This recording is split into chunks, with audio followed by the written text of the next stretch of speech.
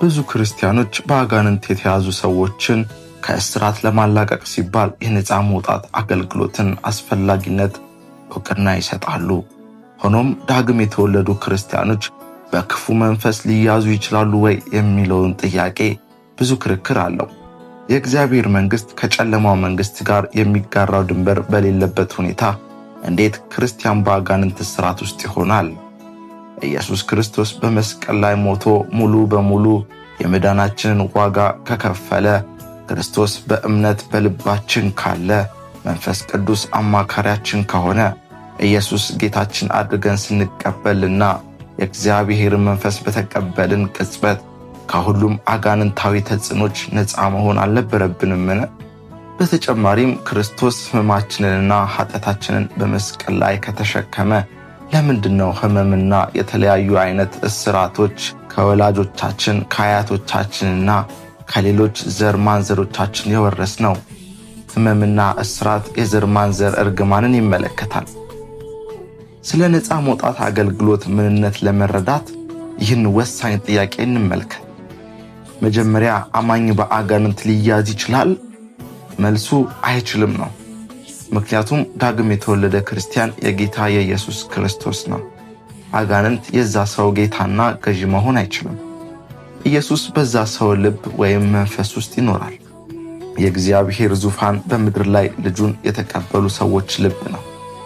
በተቃራኒው በአጋንንት መያዝ ማለት ሁሉን ነገርን በክፉ መንፈስ ቁጥጥር ስር ነው ማለት ነው። ቢሆንም ግን ምንም እንኳን ክርስቲያን በአጋንንት ሊያዝ ባይችልም የአማኝ የሆነ የህይወት ክፍሉ በአጋንንት መንፈስ ኃይል ወይም ከአጋንንት በሆነ ተጽዕኖ ስር አይወድቅም ማለት ግን አይደለም። አጋንንት ከአማኙ ልብ ወይም መንፈስ በቀር በማንኛውም የአማኙ የህይወት ክፍል ላይ ሊኖር ይችላል። ይህ የሚሆነው በሆነ አቅጣጫ የአማኙ የነፍስና ስጋ ክፍሎች አውቆም ይሁን ሳያውቅ ገና ለእግዚአብሔር ስላላስገዛ ነው። ይህ ተጋላጭ ክፍል ሙሉ በሙሉ በክርስቶስ አመራር ውስጥ ስላልሆነና ሙሉ በሙሉ ስላልተዋጀ ነው። በመቀጠልም ለአጋንንት ጥቃት ክፍት ይሆናል። በአጋንንት መጠቃት ማለት በአጋንንት ተጽዕኖ ስር መሆን ወይም ውጊያ ስር መሆን ማለት ነው። ለምሳሌ አንድ ሰው ቂም ሲይዝ አጋንንት በስሜት ውስጥ እንዲኖር በር ይከፍታል። ይህ ሁኔታ በአካሉ ላይ ተጽዕኖ ሊኖረው ይችላል። አንድ ልቡ በክህደት የተጎዳ ሰው በቅርብ አገለገልኩ። በልቡ ቂም ይዟል። የክፉ የመገጣጠሚያ ህመም ነበረበት። ወደ ይቅርታ መራሁት። እናም በስሜቱ ላይ ያለው ጫና ገሰጽኩት። በዚያው ቅጽበት ከመገጣጠሚያ ህመም ተፈወሰ። ዲያመን እና ዲያሞኒየም የሚሉ ሁለት የግሪክ ስሞች አጋንንትን ይወክላሉ፣ ወይም እርጉም መንፈስ ማለት ነው። እርጉም መናፍስት፣ እርኩስ መናፍስት፣ ክፉ መናፍስት እና አጋንንትን እያቀያየርን የምንጠቀምባቸው ቃላቶች ናቸው። አዲስ ኪዳን አጋንንት ያለበት፣ አጋንንት ውስጡ ያለ ወይም በአጋንንት የተያዘ ብሎ ይተረጉመዋል። እኔ ግን ይህን የተዛባ ትርጉም ብዙ ሰዎች ስለ አጋንንት ስራዎች ግራ እንዲጋቡ አድርጓቸዋል ብዬ አምናለሁ። ከዚህ ይልቅ የሚያመለክተው የአጋንንት ተጽዕኖ ነው ብዬ አምናለሁ። አንድ ሰው በአጋንንት ከሚደርስበት ጥቃት ለመውጣት አጋንንት ውስጡ ሊገባ ይገባል። በእኔ ልምምድ አብዛኞቹ ክርስቲያኖች ነፃ መውጣት ያስፈልጋቸዋል። አንድ ጊዜ ብቻ አይደለም። የነፃ መውጣት አገልግሎት ክርስቶስ መጥቶ የሰጠን የእግዚአብሔር መንግስት ጉዳይ ነው። በእኔ እምነት ኢየሱስ አስደናቂውን የነፃ መውጣት አገልግሎት እንደ ዕለት እንጀራ ለሕዝቡ አዘጋጅቷል። ይህ ማለት በፈለግነው ጊዜ ሁሉ ማግኘት እንችላለን። በፈለግነው ጊዜ ሁሉ ነፃ መውጣት በአሁኑ ጊዜ አልፎ አልፎ በቤተ ክርስቲያን የምንጠቀመው ቃል ነው። ነፃ መውጣት ማለት የአጋንንት መንፈስ የማይታይ ክፉ ማንነት ያለውና አካላዊ ማንነት የሌለው አታላይ ተጽዕኖ አድራጊ ባሪያ የሚያደርግ የሚያስር የሚያሰቃይ ሰዎችን የሚያሳምመውን በቋሚነት ማስወገድ ማለት ነው። በአዲስ ኪዳን እግዚአብሔር የናዝሬቱ ኢየሱስን በመንፈስ ቅዱስ በኃይል ቀባው። እርሱም መልካም እያደረገ ለዲያብሎስ የተገዙትን እየፈወሰ ዞረ። እግዚአብሔር ከእርሱ ጋር ነበረ። ኢየሱስ የእግዚአብሔርን መንግስት ወደ ምድር ይዞ ሲመጣ የነፃ መውጣት አገልግሎትን ሁል ጊዜ ከእግዚአብሔር መንግስት መገኘት ጋር አብሮ እንዳለ አሳይቷል። ነፃ መውጣት የእግዚአብሔር መንግስት ወደ ሰዎች ህይወት፣ ወደ ማህበረሰብ ባህልና ሀገር መድረሱ መገለጫ ነው። ነፃ ስናወጣ የእግዚአብሔር መንግስት በሰዎች ውስጥና መካከል እየዘረጋን ነው። ብዙ አማኞች ያሉባቸው ችግሮች በአእምሯቸው፣ በፍቃዳቸውና ወይም በስሜታቸው ሲገልጡት መንፈሳዊ መሪዎች የችግሩን አጋንንታዊ መሰረት በመገንዘብ አጋንንቱን በማስወጣት ወይም ህይወታቸው ውስጥ ያለውን የአጋንንት ተጽዕኖ ከማስወገድ ይልቅ በምክር ያገለግሏቸዋል። የምክር አገልግሎቶች፣ ሳይካትሪዎችና ሳይኮሎጂ በቤተ ክርስቲያን ውስጥ ያለውን የነፃ መውጣት አገልግሎት ተክተዋቸዋል። አጋንንታዊ መናፍስት ሰዎችን የሚታገሉ የብዙ ስሜታዊ፣ መንፈሳዊና አካላዊ ችግሮች ዋነኛ ምክንያቶች ናቸው። ይህን እውነታ እስክንረዳው ድረስ የሰዎችን ቁስል ለመድፈንና ከስሜት ቁስል ለመገላገል ማማከር፣ ሳይኮሎጂ ወይም ሳይካትሪን እንደ አማራጭ እያቀረብንላቸው እንቀጥላለን። ሆኖም የችግራቸው ዋነኛ ምክንያት ሳንፈታ እንቀራለን። ይህ ማለት በቤታችን ውስጥ ያለውን የሸረሪት ድር አስወግዶ ሸረሪቱን ሳይገሉ መተው ነው። ይህ ማለት ምንም ውጤት እንደሌለው ንፋስን እንደመጎሰም ነው። አብዛኛዎቹ አማኞች ክርስቶስን ይወዳሉ፣ ነገር ግን ከእውቀት ማጣት የተነሳ እስካሁን በግዞት ይኖራሉ። ለእግዚአብሔር ሕዝብ የነፃ መውጣትን አስፈላጊነት ለማጥናት ጊዜ ወስጃለሁ። እናም ወደ 80% የሚጠጉ በቤተ ክርስቲያን ያሉ አማኞች ነፃ መውጣት እንደሚያስፈልጋቸው ደምድሜያለሁ። ምክንያቱም አንድ ወይም ከዛ በላይ የሆነ የህይወት ክፍሎቻቸው በክፉ መናፍስት ጭቆና ወይም ባርነት ውስጥ ናቸው። ብዙ ሰዎች ዳግም ከተወለዱና መንፈስ ቅዱስ ከተሞሉ በኋላ በአጋንንት ተጽዕኖ ስር የሚወድቁበት ምንም መንገድ እንደሌለ ያስባሉ። ይህ ሐሳብ ሙሉ በሙሉ ስህተት ነው። እውነታው በዚህ ውሸት በማመናቸው ነው በእስራት ውስጥ እንዲቆዩ ያደረጋቸው።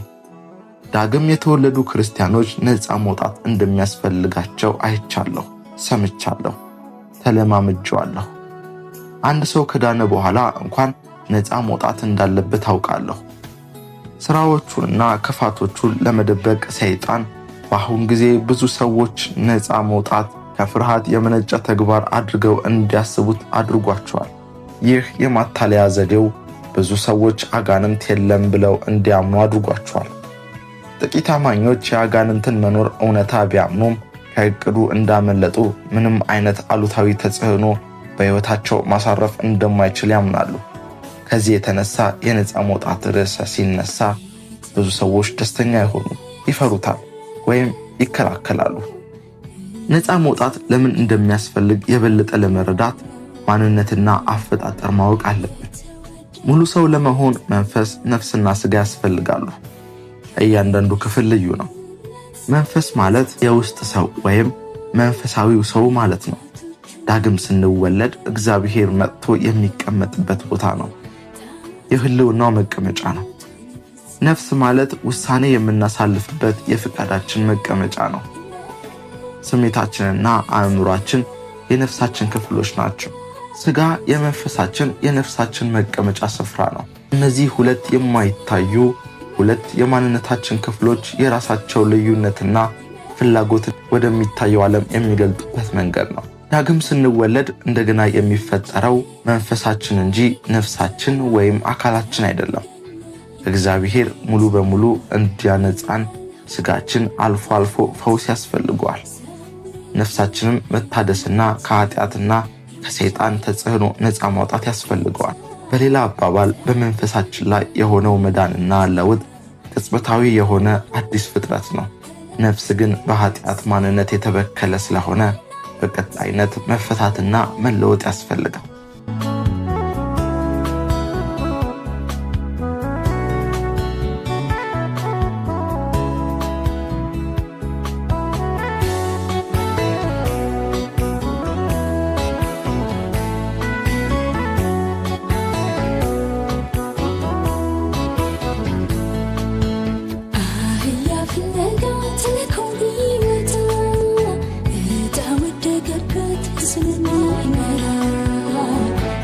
Stay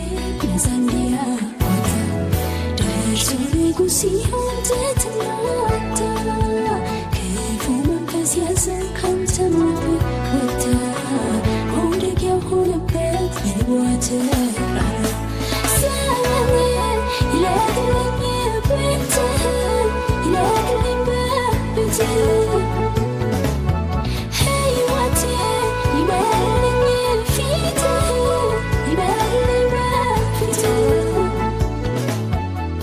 ሩጫዬ እንዳይገታ ጠብቀኝ የኔ ጌታ እኔ እንዳልሆን ጠላቴ ሰውረኝ ከዓይን አምሮቴ ሩጫዬ እንዳይገታ ጠብቀኝ የኔ ጌታ እኔ እንዳልሆን ጠላቴ ሰውረኝ ከዓይን አምሮቴ